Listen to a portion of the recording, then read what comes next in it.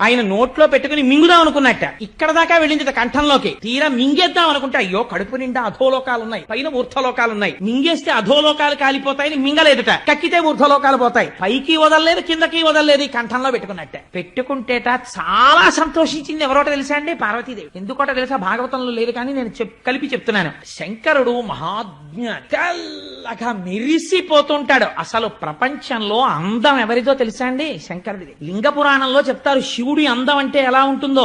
సామాన్యమైన అందం కాదైంది. పేరుకున్న నెయ్యిలా ఉంటాడు, అంత తెల్లగా. మెళ్ళో ఓ పూసల గొలుసు కూడా వేసుకోడు, బంగారంది. పార్వతీదేవో సమస్త ఐశ్వర్యములకు ఆటపట్టు. అమ్మవారికి కోరికుండేదట, మా ఆయన కూడా చక్కగా ఏమైనా నీల పతకం ఉన్న గొలుసు ఒకటి వేసుకుంటే ఎప్పుడైనా అలా ఉత్తరీయం వేసి కూర్చుంటే ఆ తెల్లటి గుండెల మీద నీలం పతకంతో గొలుసు వేసి కూర్చుంటే ఎంత బాగుంటాడో అనుకునేది. ఎప్పుడైనా వెళ్ళి ఏమండి ఏమండి ఈ పండక్కి అక్కర్లేదు, ఈ పావులు చాలు అనేవాడు నాగభూషణుడు. కానీ ఇవాళ కంఠంలో నీలంగా ఉండిపోయిందిట. ఆ విషయం ఉండిపోతే పార్వతీదేవి అనుకుందిట, అబ్బాయి నాళ్ళకి నీలమణి పెట్టుకుంటే కంఠం నీలంగా కాంతి పడి ఎలా ఉంటుందో మా ఆయన అలా ఉన్నాడని పొంగిపోయిందిట. లోకం పొంగిపోయిందిట. కడుపులోకి తీసుకోలేదు, బయటికి వదలలేదు, కంఠంలో పెట్టుకున్నాడని లోకం పొంగిపోయిందిట. అప్పటి నుంచి ఆయనకు పేరు వచ్చింది, నీలలోహితుడు, నీలగ్రీవుడు అని. ఆయనకి నీలకంఠుడు అని పేరు. నీలకంఠ అని పిలిస్తే చాలట, ఓహో ఎవడో నేను చేసినటువంటి లీల స్మరించి పిలుస్తున్నాడని పొంగిపోతాట.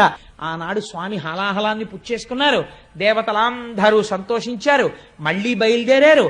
ఆనందంతో మళ్లీ పాలసముద్రం దగ్గరికి వెళ్ళిపోయారు. అమ్మయ్యా, మొత్తానికి హాలాహల భక్షణం అయిపోయింది. ఈ పుణ్యమాని పార్వతీ పరమేశ్వరులు ఇద్దరిని చూసేశాం కాబట్టి వీళ్ళు మళ్ళీ శ్రీమన్నారాయణుడు చెప్పాడు కదా, ముందు హాలాహలం వస్తుంది, బెంగ పెట్టుకోవద్దు, మనం మళ్లీ వెళ్లి క్షీరసాగరాన్ని మధించాలన్నాడు. అందుకని అందరూ బయలుదేరి ఇప్పుడు మళ్లీ వాసుకుని చుట్టి మళ్లీ క్షీరసాగర మదనం మొదలుపెట్టారు. మొదలుపెట్టి ఉత్సాహంగా, ప్రమాదం వెళ్ళిపోయింది కదా, ఇంకా హాలాహలం వచ్చేసింది, ఇంకా ఏవో వస్తువులు వస్తాయన్నాడు ఆయన. అవి ఏమిటో చూడాలనుంది. సంతోషంగా తిప్పేస్తున్నారు పాలసముద్రం వంక చూస్తూ. తిప్పుతుంటే ఆ ఆనంద సమయంలో మొట్టమొదట అందులోంచి సురభి కామధేనువు పైకొచ్చింది. ఆ పైకి వచ్చేటప్పుడు మొట్టమొదట వీపు, కొమ్ములు, తల, పృష్ఠభాగం, ఆ అందమైనటువంటి శరీరం, దాని 4 పాదములు, తోక, ఆ కన్నులు, ఆ ముట్టె, ఆ తల కనపడేటట్టుగా కామధేను వచ్చి నిలబడింది. అది కామధేనువు కోరికున్న కోరికలు తీరుస్తుంది. అందరూ నిలబడి నమస్కారం చేశారు ఆ కామధేనువుకి. ఆ కామధేనువుకి నమస్కరిస్తే